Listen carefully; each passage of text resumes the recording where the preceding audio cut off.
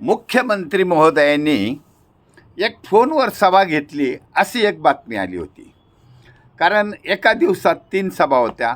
2 सभा त्यांनी प्रत्यक्ष जाऊन घेतल्या आणि एक सभा फोनवर घेतली. काय त्याच्यात आश्चर्य? काहीच आश्चर्य नाही. कारण ते मीडियावाले त्यांचे असतात ना, ते बघ कशाचंही नवल करतात. त्यामुळे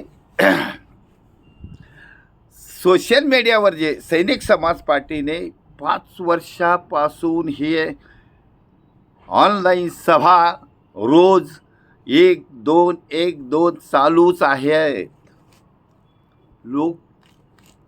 लोक जोडले जात आहेत. आमच्या सभेला लाखो लोक जमा होत आहेत. आमचे जे तुकाराम डफळ ऑन ग्राउंड काम करतात त्याचे जमलेले हजारो लोक, परंतु ऑनलाईन सभेला लाखो लोक.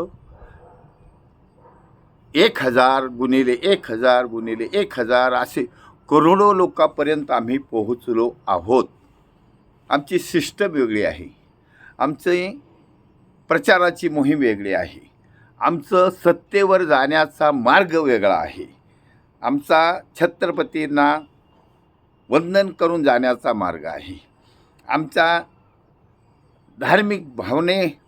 धार्मिक आधारावर चालला आहे. सर्व धर्माच्या आधारावर चालला आहे. माणुसकी एकमेव आमचा मुद्दा आहे.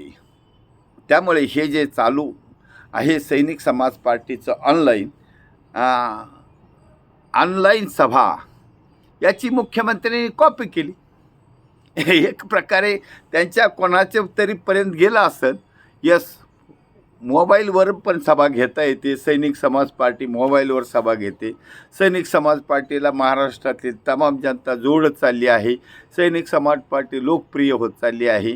सैनिक समाज पार्टीचे धुरंधर नेते ऑन ग्राउंड सभा घेतात. त्यांनी निवडणुका लढवल्या आहेत आणि जनता त्यांच्या पाठीमाग आहे.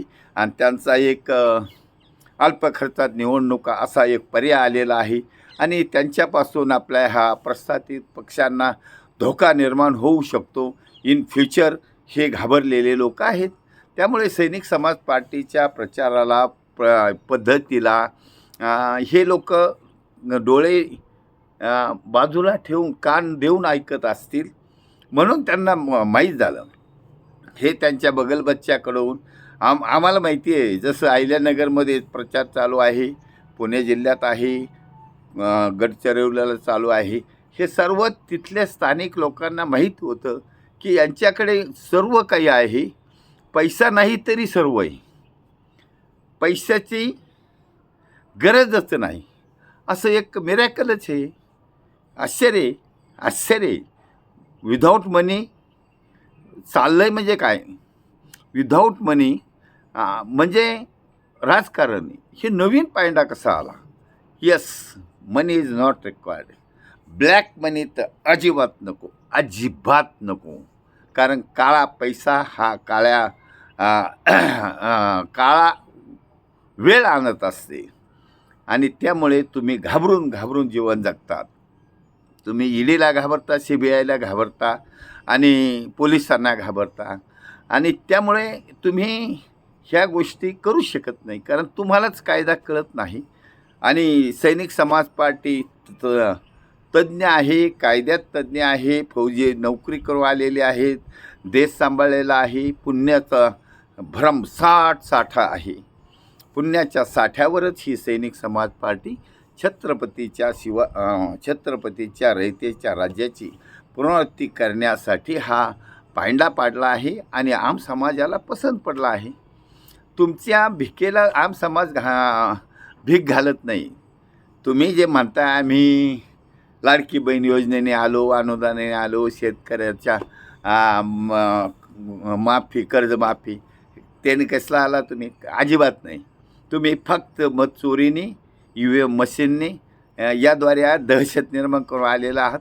आता आमचा सैनिक समाज पार्टीचा असा उमेदवार पुढे आला आहे की तुमच्या दहशतीला भीक घालत नाही, काळ्या पैशाची गरज नाही, तुमच्या कशालाच घाबरणारे नाहीत. असे सैनिक समाज पार्टीच्या या ऑनलाईन बौद्धिक आंदोलनामुळे महाराष्ट्रातील 13 करोड जनतेपैकी 90% जनता, सुशिक्षित जनता, स्वाभिमानी जनता सैनिक समाज पार्टीला जोडत चालली आहे. म्हणून सर्व सज्जन जनतेचे धन्यवाद. भारत वर्ष की जय. छत्रपती शिवाजी महाराज की जय. सैनिक समाज पार्टीचा विजय असो.